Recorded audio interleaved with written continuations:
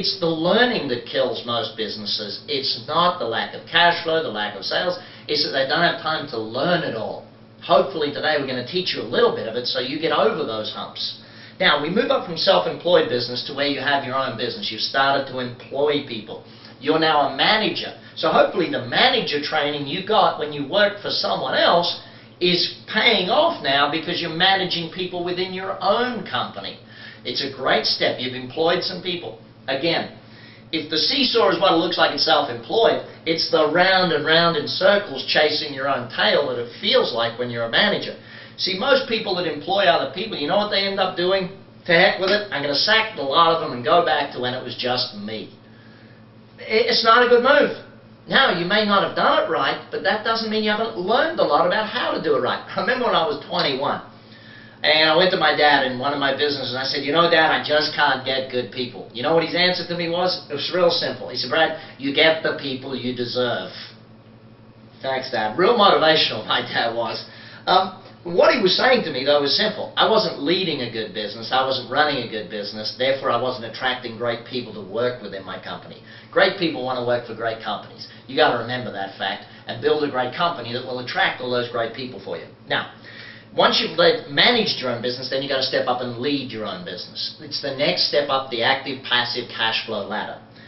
A lot of people say to me, but what if I just want to keep a job? That's great, but you're not going to climb the active to passive. What you're going to always be trapped is with your time is going to be trapped in that situation.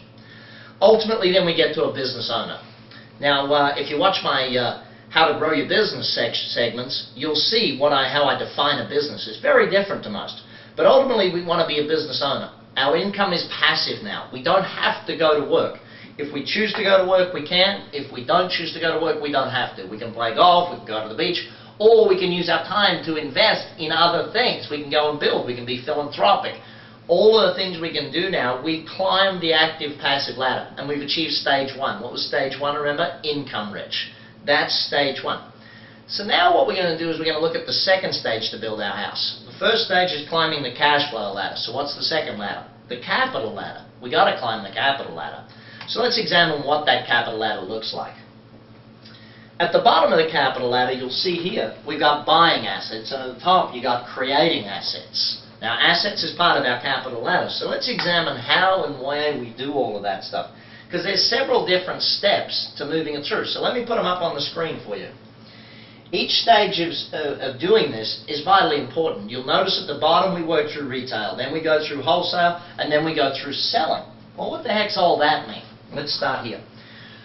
When you go to buy assets, there's three different asset classes you're going to have to learn to buy. Number one, businesses. You have to learn how to buy businesses, how to build them up, and how to sell them up. Next, you're going to have to learn how to buy property, real estate. You're going to have to learn how to invest in that. Now, a lot of people say to me, but I want to leave it to someone else to invest. Listen, you are the best money manager you'll find. No one cares more about your money, making money, than you do. See, stage one, the cash flow ladder, is about you making money. Stage two, the capital ladder, is about that money you make on the cash flow ladder, turning it into money that makes money on the capital ladder. You've got to follow these two stages. So here we are, we've learned business investing, we've learned property investing. Last one on the list, share market investing. Now take a look at that. What does that equal? Income, asset, paper. Our first three strategies we talked about today. Now, there's three levels within this ladder that we got to discuss. Number one is retail, number two is wholesale, and number three is the selling level.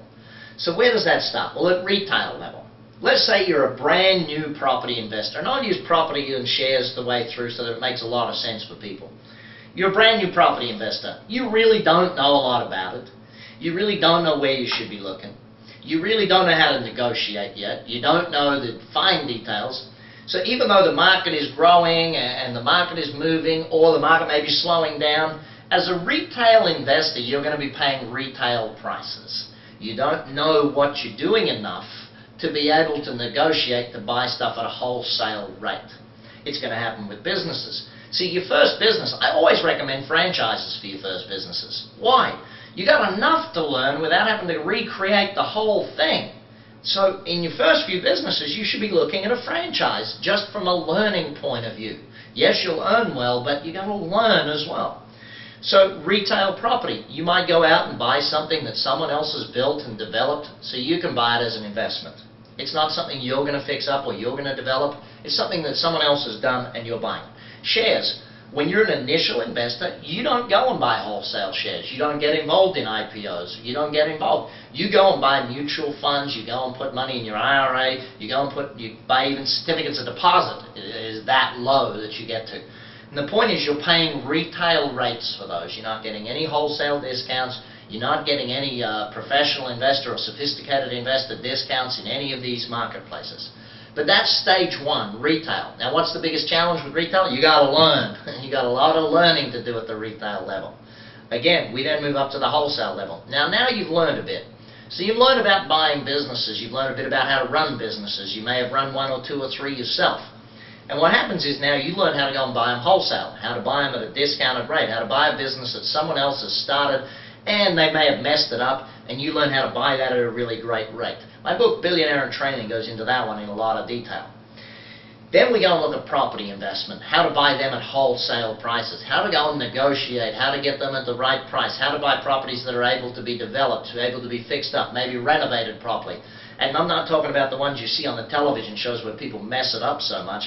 I'm talking about ones which you can buy and do real well out of in a fairly interesting time. My book, The Real Estate Coach, goes into a lot more detail on that one. So let's take a look at how that fits. The wholesale buying of businesses. If we take a look at that, we've now reached that wholesale stage. So what's next? The wholesale buying of properties. See, you've obviously invested in a couple at that retail level. You've learned about where to buy them, what you should be looking for, how to, all of those areas of buying a property that are going to be vital for you in your growth and in the future. Now, the way that I see that you're looking at that is that knowledge you built up at that retail level is going to assist you in that wholesale level. How to buy properties at a discount, how to buy them on negotiation, how to buy properties that you can flip, how to buy properties with no money down, how to buy properties that you can renovate with good money. And not just the ones you see on the TV show, properties you can really renovate for good money and do a whole bunch of things. My book, The Real Estate Coach, goes into that one in a lot more detail. Then we're going to look at the share market. How you can see, once you've made a bit of money in the retail investing and starting the wholesale investing of business and property, you can then look at becoming a sophisticated or even a professional investor. And, if you need to find out about that, talk to your attorney, your accountant about what that looks like. But in each area of the world, there's a different strategy or a different level at which you become that.